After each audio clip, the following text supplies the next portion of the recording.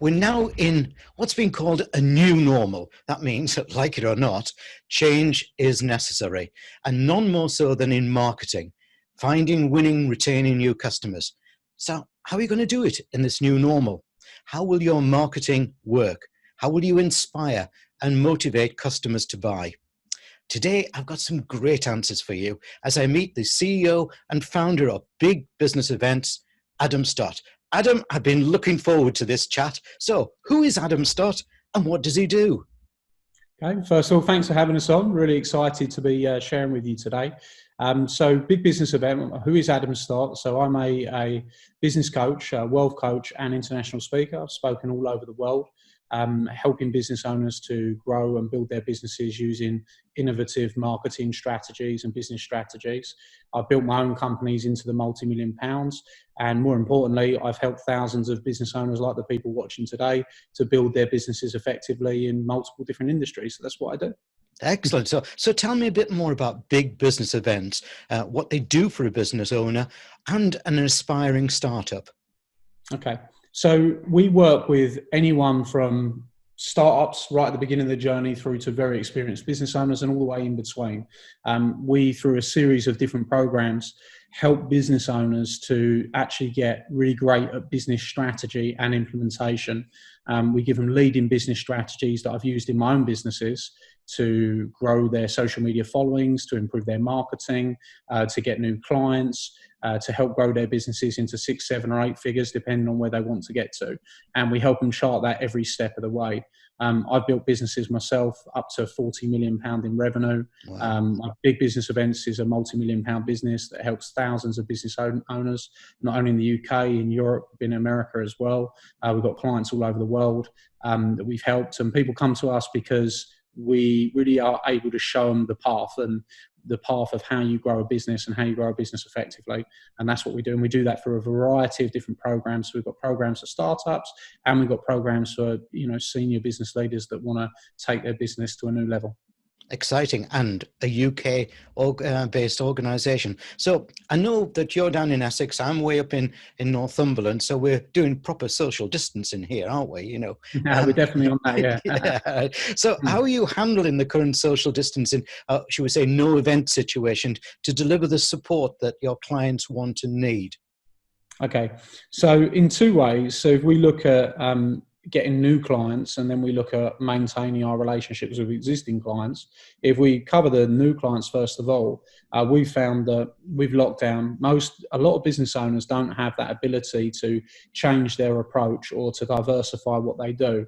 Very quickly, we've done that, and we've taken what is essentially our usual preview event where business owners will flock to come and meet us and hear the strategies. We give a full day of free training. We took that online. So usually in a free event where we kind of demonstrate how we could help somebody, I would have 100 to 250 people in each room.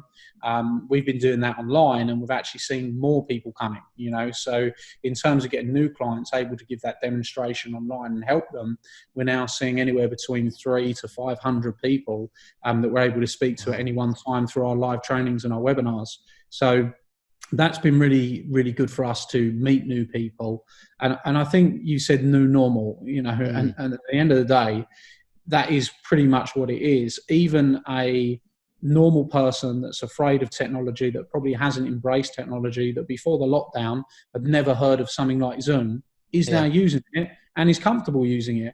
And I think that as business owners, we need to embrace. I've been using that technology for years and years and years and years. Back in one of my first businesses, I've been using it for probably 10 years now. And it's been something that has been really, really important for me to grow my businesses. And I think it's becoming more mainstream now. So I think people are used to getting onto these kind of platforms and interacting with people. And if you haven't embraced it yet, anyone that's listening, it's time to embrace it, really. Now, in terms of us helping our clients, I've got clients all over the world. So we've been using Zoom and other mechanisms to communicate, coach and train people through these systems for a long time now. But where we did a lot of in-person events, we've taken a lot of those events actually online and being able to deliver them their coaching and their training and their content for an online mechanism. But the beauty of that is, which I've explained to the clients, and I think that communication is very, very important.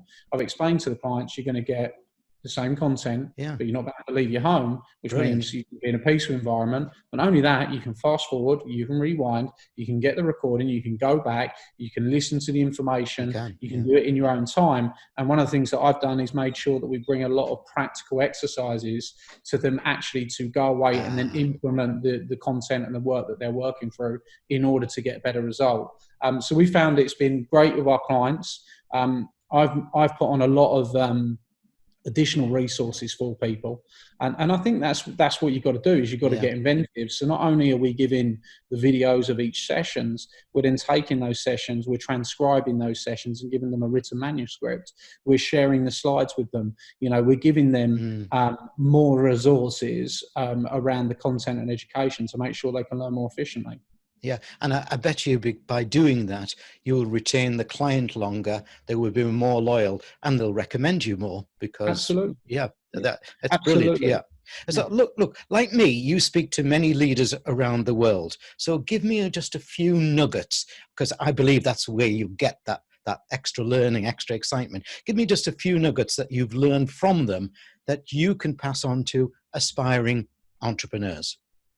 I think the thing is, the principles of business and success, and like you said, you've gone and interviewed lots of different people and lots of people that are successful, is I feel that you can go and interview every successful person out there, and every successful person pretty much tells you a similar story.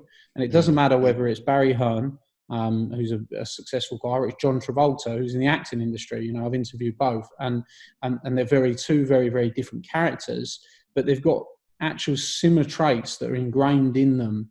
And I feel that business owners that are wanting to learn and wanting to grow and wanting to develop, they need to develop those traits. And those traits are very, very similar, about taking action, about implementing, about not just taking the education and the lessons, but actually using that and starting to gain momentum and putting things in place. And I think that you can hear that over and over again, no matter how many people you interview.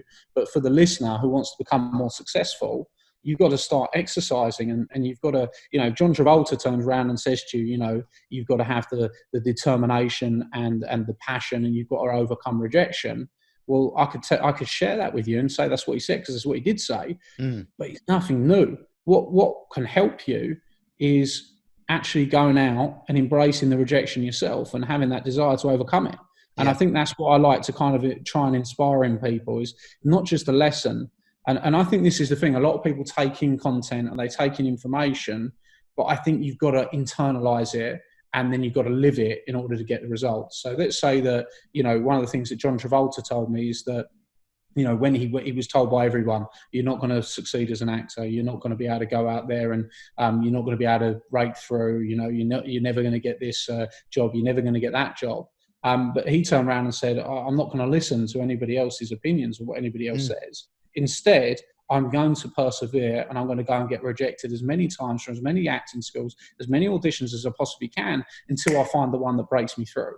And I feel that if a business owner needs to actually read between the lines about what was inside his mindset in order to go through that, he had a will to win.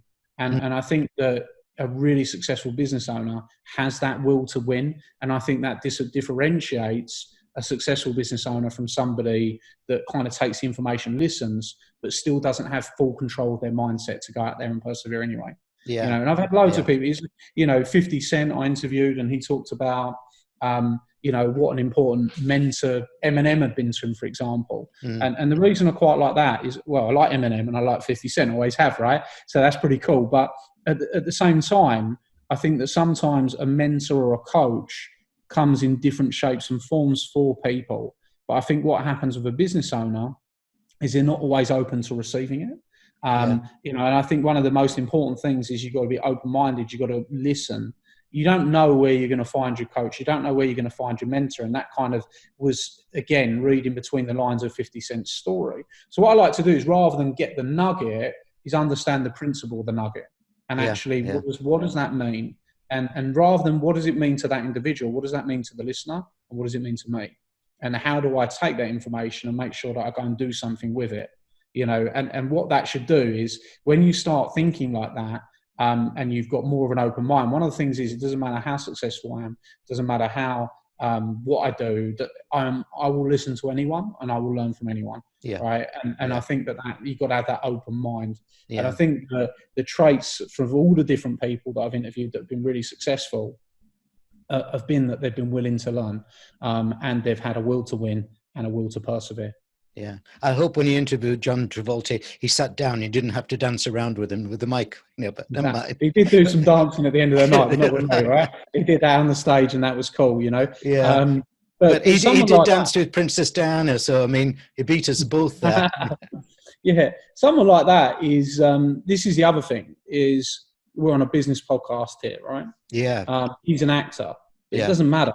He's successful in his field, and I think that's what you need to look at. What are nobody gets any success by accident. They go for a process, and you don't necessarily. You can sometimes look outside of your field to kind of see the traits of people that because they're similar. That is the reality. They're similar. An actor that raises to the top of the game has dealt with as much rejection, has built as many relationships, has had to, manage himself financially well and other things in the same way a business owner will. Yeah. So I think that with those lessons from people in successful fields is really, really important. I've been watching, another thing that I've been watching recently is the Michael Jordan documentary. It's the Michael Jordan documentary. It's on Netflix. It's called The Last Dance.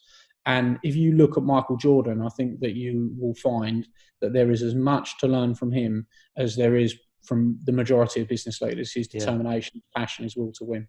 Yeah, it's the will to win. But so in that case, just following on from that, what do you think holds back the typical UK business owner from realizing his or her potential?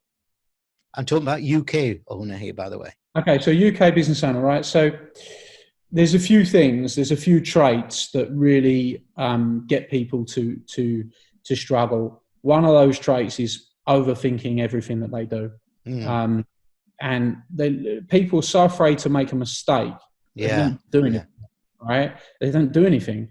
And you can't expect to get a result if you don't do anything. If you do nothing, you get nothing. Really, really, really simple. If you start to take more actions, okay, you're going to make some mistakes, but you are going to start to move forward. And I think that one of the things about myself, I've never been afraid to take risks. I've had things go wrong. I've had situations where, in one of my previous businesses, we were lauded and appreciated by the London Stock Exchange, fastest growing business 3 years in a row, one of the best businesses in Europe. We had every single award going. 2 years later, we had £25 million in funding pulled out on us because I took risks. Yeah. Now, at the same time, I think you've got to take calculated risks. But when you talk about an entrepreneur, and this is what I think the difference is, an entrepreneur and a business owner. An entrepreneur is not afraid to take risks and build, where a business owner usually has more of an employee DNA. They've probably left their job because they were really good at it and they thought, well, maybe I can do this for myself. But they've not got that entrepreneurial DNA running through them, and they're still used to taking orders, being told what to do. Therefore, they start overthinking things and they get stuck. Where an entrepreneurial DNA, which is something you build towards, if this is an employee DNA, this is an entrepreneurial DNA, we need as a business owner to start moving towards having this entrepreneurial DNA. And an entrepreneurial DNA is somebody that makes decisions quickly, somebody that has that will to win, has that perseverance, has the ability to adapt and change, is comfortable taking risks, wants to grow, wants to learn, recognizes the more they grow themselves, the more their business grows, and an entrepreneur has an open mind. And if we build towards that, we'll become more successful in business and we'll start to get more results. Yeah, and don't be afraid to fail. I mean, we'll talk about sales later on, but I know a sales director who measures his salesmen by how many no's they get. Oh, absolutely. He knows that the no's lead to a yes or something like that. One of the first books I ever read was a book called Selling to Win when I was 18 years old. And in that book, that was the main principle of the book.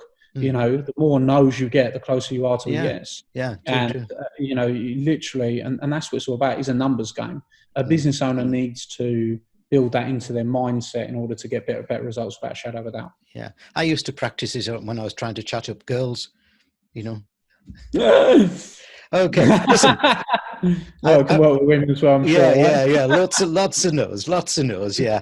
I really truly like your focus on the key values of your business. It's something I've got a passion about, values and everything. So tell me about them. Okay. So for me, the key value that runs through what I do is stronger together, in terms of a business owner on his own, or on her own, is a bit of an island. Okay, they're trying to figure out themselves, they're trying to build everything themselves, and they're trying to build a city on an island on their own. Okay, and they're going to struggle because they don't have the knowledge to, you know, understand how to get running water. They don't have the knowledge to build different aspects. They don't have all the skills. They're an island. Once you become part of a network and you have a network of support around you, all of a sudden, imagine you're now on an island, but you've got 50 people with you. Those 50 people can have different skills. They're going to know different people. They're going to be able to introduce you to different things. And they're going to help you build that island up to become very sufficient, much quicker. Yeah. And one of the things that I would say is that when business owners come into my network, one opportunity, one person can change everything for them. Okay, because I've got a contact that will love their business, that will want to buy their products or services, that will become their biggest client and will refer them 20, 30 people and build their business with them. So I'm a big believer in that. As a business owner, you shouldn't be an island, and you should really be part of a great network, and that will give you strength in numbers, you know, which I think really helps. Not only that, is you need to have a support of your peers around you in order to be able to discuss things that you can't discuss with your employees. I think a weaker business owner discusses every problem with every employee, and compromises their leadership, and doesn't have, and then obviously gets led in different ways because those employees have different interests. And a strong business owner has a real vision for their business, a vision of where they're taking it, and they implement it in the right way because of that. Now, don't get me wrong, with your key managers, with people within your business, you should be strategic, and you should be open to their suggestions.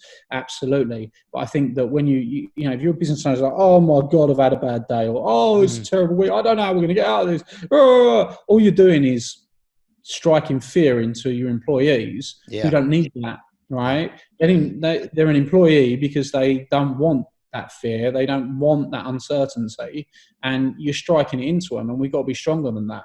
Okay, so you talk about leadership, this is called Meet the Leader. I think that every business owner needs to increase their leadership. Like, I learned this when I started my first business, and I did all these mistakes, right? So year 1, year 2, I was that person. I was out of my depth. I didn't know what I was doing. You know, I'd gone and started a business at 25 years old. I'd sold my house to fund this business. And very quickly, I realized I was a horrible manager. I was a terrible manager of people. I was horrible at the account side of the business. I was horrible at everything except selling. And when I realized that, and I first got involved with working with coaches, and I started to build my skills in different areas, I actually became a really good manager. I became a really good leader. I didn't know marketing when I first started out, and now I sold £50 million worth of products online. You know, so all of these skills can be learned, but you do have to realize it's a journey. And, you know, with every journey, the first part is identifying your weaknesses. So this is what I help people to do. And then in the right ways, help them to build forward, because it's where you're weak. That's what's hurting you. Right. You know, it's those weaknesses that are hurting you. And this is the thing, people can tell you build on your strengths and all that, but this is the reality. A business is unforgiving. Okay. Business doesn't care who you are, doesn't care what you've done in the past. All it cares is, are you setting that business up to win or not? And this is the thing, people are like, oh, well, business people are ruthless. They're not ruthless. They're not. They just understand in order to win in business, you need to be a faster decision maker. So if you've got somebody you're carrying in your business and they're not successful, well, then you have to make that decision. You know, and a business owner is not, a new business owner is not going to be comfortable making that decision. That's the reality, right? So they need to train themselves to deal with the things that are going to come. And anticipation as a business owner is very, very important as well. Anticipating what's going to come in the future. If you start to anticipate, you can see all these problems coming. You can deal with them in advance. I love that word, anticipate. We were filming once in a little bed and breakfast that you might know in London called the Dorchester. And we were saying to them, how many people are you working here? They said, we've got 135 different nationalities. So how do you train them? They said, we don't train, we just train them in one thing. If a guest has to ask, we failed. So they train them in anticipation. And I think that's the big thing that's missing. Okay, look, let's move on. Oh, well, that's a really good thing for, I can imagine that. That's a really good strategy. It's a winning strategy. We seem, and it can be adopted by any a little bed and breakfast Dorchester, maybe not, by any hotel. Look, we seem to be alike, you and I, in both of us focus on continuous learning. I must admit, I came from an era when there was no internet, DVDs, just the old-fashioned library. So I was a late advocate to this learning. I've raced over the years to catch up, by the way. What triggered your commitment to continuous learning? And do you have a learning discipline? Absolutely. A learning discipline is that I feed my mind every day. Okay. Yeah. Every single day, I'm going to feed my mind with something positive, something that helps me to grow. Every single month, I'm going to look at a new topic, investigate that topic, and further my development in that topic. That's kind of the learning disciplines that I have. I make sure that I'm doing some kind of development every month in those areas. I think that I've got a familiar story, and this is a credit to the man, but I find this bit a little bit awkward, because when you hear a load of speakers, there's usually a trait with those speakers that somebody's inspired them, somebody's helped them. And I think that should be acknowledged and accepted. But I think at the beginning of my journey, when I was 18 years old, I went to a Tony Robbins seminar, and and he really did spark a massive amount of motivation in me. Now, why do I say I find that a bit awkward? Because I think that a lot of people started their journey in that way. Now, I love Tony Robbins. I think he's a fantastic person. I think he's very, very good for startups. But I think that, his learnings are really good for mindset. And I think at the beginning, a lot of people need that mindset. They need to understand, how do you build the right mindset? But I think the advanced learnings that continue from there, and I'll tell you why I say that, the why that I said it's a bit awkward, is what I don't like is loads of coaches that go and rehash and re-preach Tony Robbins and stuff and then call themselves a coach. I use maybe 1% of the things that he's taught me in application to help people, probably 1%. 99% of what I teach has come from my experiences in business, because I feel that, it's not that wouldn't be fair to say 99%. I've had lots of other coaches and lots of other mentors and lots of other people that have helped me and helped me grow. And quite often I will use their strategies as well. But I feel that one of my mantras is that I'll never ever coach or teach anyone anything I've not done myself. And I think that really helps people, because I understand it at a deeper level, because I've done it and I've been through it and I know what happens. And I think as a coach, like a great coach, if you want to build £1 million business, well, you need to talk to a coach that's built £1 million business. You want to build a £10 million business, you need to talk to a coach that's built £10 million business. You want to build a £30 million, then that the same. Now, I've done that, and that's why I'm able to help people do the same. If you want to build a £100 million business, I haven't done that. So you might need to level up and go and get somebody else that has built a £100 million business. But then you might struggle to find someone that's going to help you do that, right? I think it's really important to, I think it's really important to teach the things that you have and coach people on the things that you know. But I would definitely credit Tony Robbins with being the person that kind of sparked a continuous learning within me. And I was kind of searching. I think that a lot of people search. When I was 18 years old, I was searching. I was frustrated. I was fed up.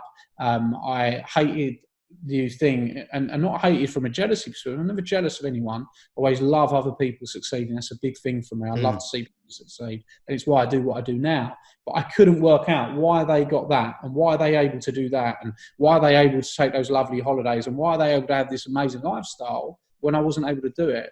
And for me, I wanted to crack that code and I wanted to figure it out. And it started with books and learning and devouring everything I could from books. And then one of the first speaker I ever saw was Tony Robbins. I went to a Tony Robbins seminar and he sparked that continuous learning. And from there, I've studied and I study so many different things and people. And I study things that other people wouldn't study because I was terrible at school. I didn't get I got one GCSE. Everything else I failed on, right? Everything else I failed on.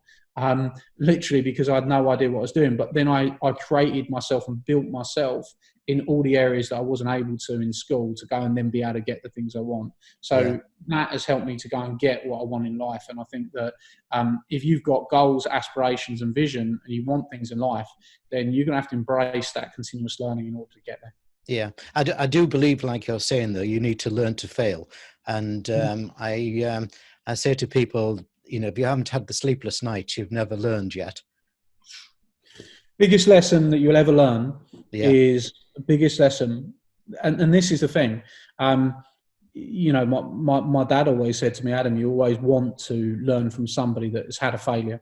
You don't want to learn from somebody that's never had a failure because actually, and this is the thing, I don't consider certain things to be failures. I just consider them to be learnings. But, I've had tough moments in business and those tough moments have carved me to have the ability to make sure I never go back there.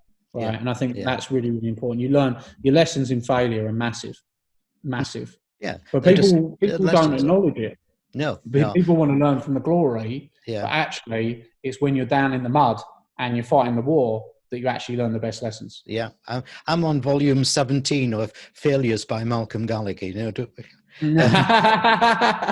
Right. Okay. Adapt, pivot, agility. They're all buzzwords at the moment. I know that you think that businesses need to adapt fast, but what do you think stops them from doing so? Fear. Yeah. I think that's why I was able to, during this lockdown, we were coming into this lockdown. I've been running big business events for 4 years. For the first year, it was a hobby business because I was still in the automotive industry. And it was a hobby business. For the second year, it was kind of a part-time business. For the third year was the first full-time year. And we grew massively. Now, in the fourth year, we grew massively, ridiculously, to the point where we were doing 20 events a month. We were getting on average, 300-400 new clients a month, which is huge, right? There's not many businesses acquiring clients at 300-400 clients a month. That's what we were acquiring. And then you go into lockdown and your ability to acquire clients has been impacted because your business is a face-to-face business and that's how you get your clients and that's how you demonstrate your value. Now, we were able to adapt almost immediately, not because I'm a genius, not because I'm super clever, but because I had no fear in that we're going to put these 4 different initiatives in place and out of the 4, 3 are probably going to fail, 1's going to work. Okay. Yeah. The reality is 2 worked, 2 failed. Yeah. Do I care about the failures? No, because I'm still acquiring hundreds of clients in lockdown and we're still growing and we're still building and we're outperforming probably most businesses out there because I don't have the fear. I don't have the fear. And I feel that if a business owner starts some people are going to struggle to learn that. And you're going to struggle to listen to a podcast and learn that. But my hope is that if we go deep enough down the rabbit hole on this, then hopefully we can change 1 or 2 or maybe 10 people's minds that listen to this. All right. And the thing is, I would say to those people and the people that do want to adapt, be agile, change, pivot, but all those kind of, this is the thing. There's so many sayings out there on business. This is why I like to think that I'm very, very different, Malcolm. There's so many sayings on businesses. Oh, the more you earn, the more you learn. The more you learn, the more you earn. All this kind of stuff. Focus, follow one course until successful. All this kind of stuff. But the reality is, it comes down to traits of a person that success. And one of the traits is you've got to go and not be afraid to attempt to change. Right. So if we simplify the message, attempt to change. Put 3 things in place. Recognize one won't work, recognize one will work, and recognize one might be medium. But do not sit on your laurels. Don't do anything. Don't do nothing. Make sure you do something. And this is the thing, like some of the things that I've helped people do during this period, some of my clients, is I just ran a big video challenge for my clients, where we actually got people that never used video before, that never have been able to go and promote themselves or find their voice, to literally go out and do 14 days worth of videos in a systematic process that will endear clients to them and convert. Okay. And these people were afraid, but I told them how to overcome the fear, how to put it in place. They've gone and done it. They've got results. Excellent, so yeah. that's an example of change, right? Yeah. Because they're not you. Why is it change? Because they haven't done it before. Now they're doing it, and then they're getting a result. And for anybody listening, I would say, what is it that you had in your mind that you wanted to try? Like, what a business owner needs to do is, when this idea comes up, don't sit on the idea. Take the idea, write it down, and then start to plan towards how you're going to put it in place. Yeah. And anyway, just giving you another of those things we were talking about there. Fear stands for false expectations appearing real, doesn't it? Yeah. And plenty more. Clever. Yeah, it sounds clever, Clever, Look, you've sold over 50 million pounds worth of products and services via social media. So what's your top 3 social media success secrets? I know there's more than 3, isn't there? Can I just... I'll give you 100. The thing about social media, it's an ever-changing landscape. Okay. So, and that's good in a way, because it's always changing, which means you've always got to adapt. Where I sold, and I've done more than that now, and I've done a lot more than that, especially for other people. But where I sold the first 50 million was in the automotive industry. So what everybody else in the automotive industry was doing was using Auto Trader to market their businesses. Right. And instead of using Auto Trader, I used social media. So really what happened was, in order for me to make that transition, I was one of the only car dealers not using Auto Trader. I was only using social media. Now, the way I was able to do that is by looking at the numbers. I looked at the numbers on Auto Trader and what we were spending in marketing on Auto Trader. And I worked out that in order to acquire a client, it was costing me around £300 in marketing to get somebody to buy a car. Wow. Okay. Yeah. So that was, and that is kind of like, some people might be more efficient, might be doing it for 200. Some people are less efficient, might be doing it for 500. Right. At the time, it was costing me at scale about £300. So I looked at the numbers and I said, right, is there, and I asked myself the right question. Is there a more efficient way to sell this car? Right? Is there a more efficient way to get my message out to more people? And I'm sure there is, because if I can reduce that 300 to 200, I get to keep the extra 100, or I get to pay the extra 100, and then I get 1.5 sales to every one. Right? Yeah. And I looked at the numbers, and very quickly, I then started to study social media. So this is back in 2009. Right? I started that business in 2008, 2009. So what I then looked at is I just threw myself into it. I wanted to learn everything that there was to learn, because my hunch, my intuition was that was the way to go. And I can't really call it more than a hunch or an intuition. I just looked at it like, this is how we can communicate with multiple people, right? So surely this is the way. I bought every course going. I devoured every piece of information. I learned it, and I did it myself. I didn't sub it out to anyone else, because this is the laziness. Some people, like, I saw this as the answer, so I went and did it. And very quickly, we were then able to actually get that cost down to £100 in market and sell a car. Wow. And of course, now I'm selling 3 to 1. So the business grew from 2.9 million to 4.3 to 6.8 to 13.9 to 22.9 to 33.8 million, 4 or 5 years in a row, just bang, bang, bang, bang, bang, bang, because then I was able to master that market.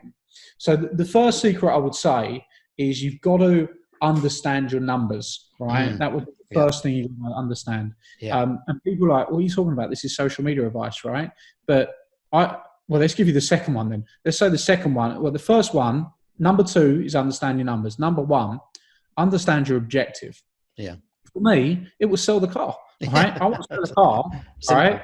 It's simple. But people don't look at it like that. People use social media and they say, what I'm going to do is I'm just going to pop this picture up of me and the team blowing out a birthday cake and Yeah, I saying know. happy birthday to Karen in my team, that's not getting you any clients. No. Right. And if your objective is to get client, then you posting that picture of the birthday cake doesn't bring you any closer to the objective. Does that No. make sense? Yeah. So you've got to understand what your objective is. If people saying, well, my objective is to build a brand, yet you're not displaying any of your brand traits out there. So what is your objective? Get clear on your objective. Number two, understand your numbers. Numbers, yeah. So if you're getting a client's worth £1,000 to you, if you have to spend £100 to get it, okay, and that say you're a service-based business. Let's talk about a recruitment, whatever kind of service-based business, right? You get a client that's worth £1,000 to you because you're a service-based business. Let's say you're a 50% gross profit, so you keep £500 every time you get a client. That goes into your bank, right? If you have to give away £100 to get the 400, would you do it? Well, the answer is yes. How many times would you do it? You do it again and again and again and again and again. Well, fine. Master social media, attribute the budget to the objective, start collecting the money. Right? That's how simple it is. But people don't look at it like that. So I would say first one, and that is number 3. I've just given you number 3. First one is set the objective. Second one, understand the numbers. Third one is turn advertising into profit. Because the day that you turn advertising into profit is the day you'll scale your business beyond your wildest dreams. Yeah, great. Listen, another thing that I really like about you, I'm worried that we're getting too synergistic here. Right. One thing I like is your proposition on the focus of selling. Now, I'm always selling. It's a key skills any business owner needs to learn, because nothing happens until something's sold, is the old saying. So how do you go about convincing aspiring entrepreneurs that they need to have sales skills when they think that all they need is a website and a bunch of tweets? Well, the good news is they figure that out themselves because they build their website and they don't get the sales, and then they realize there's a skill gap. One of the things that I will do at the free event we do when I first meet people is I will explain them through, I will actually explain the skills required to win. And I put a massive, massive emphasis on selling.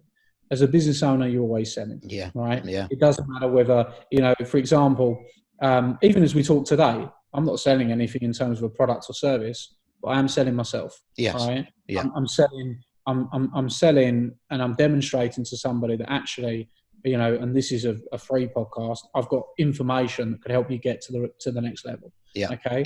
So I recognize that as I come and do this podcast, my objective will be to sell myself and give a really good representation of myself. And I think people forget that they're always selling. You've got to sell yourself. You've got to sell your business. You've got to sell your products or services. You've got to sell the value of your deal. You're going to be selling yourself to banks, to investors, to employees, to everyone around you. So this then brings it into, rather than selling, is influence. How do you influence people in order to go and buy into you and buy into your brand and buy your products or services? And I think that I train people on how to build their influence overall, because if they build their influence overall, then their sales will then flow. And I teach people how to sell at a high level as well. When you say, how do I make them aware? I think people know that they're not succeeding for whatever reason, but they don't know the reason why. And one of the main reasons why is because they can't sell. If you give me a business owner, you can give me any person, and you say, what skills do I want them to have? So if you give me a finance director and you give me a really great manager, an operations manager, and you give me let's say somebody that's extremely skillful at some kind of creativity, and then you give me a salesperson and you said to me, who do you want to run the business? I'll give it to the salesperson every time. And you go to America, and I've presented sales conferences in America, a bit like Coles to Newcastle, isn't it? But one I did in San Antonio was 400 presidents and CEOs in the room who said, we want to learn to sell more.